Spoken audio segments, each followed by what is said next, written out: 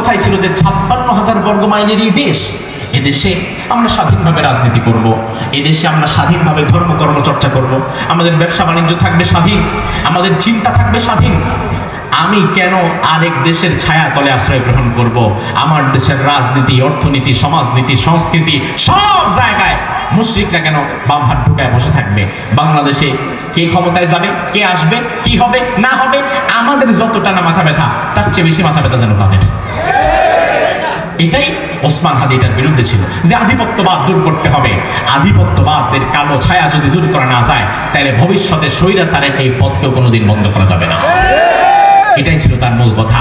যে কারণে দিনে দুপুরে এই ঢাকায়, আপনাদের খুব কাছে, এই ঢাকার রাজপথে দিনে দুপুরে তাকে শহীদ করে ফেলা হলো। আহারে, একটা বিষয় কি জানেন?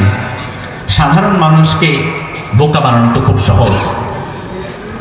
ধরায় দিবে, চিন্তার মধ্যে ঢুকায় দিবে, অমুক দল মারছে, অমুক ব্যক্তি মারছে, তমুক ব্যক্তি মারছে। তবে এগুলো আমি বিশ্বাস করি না।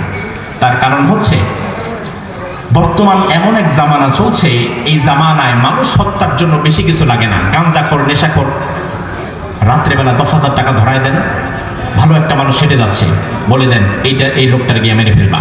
ওই গাঁজাখোর 10,000 টাকার লোভে ভালো মানুষকে খুন করে ফেলবে। তার বুক পিট নাই। যেই বাজার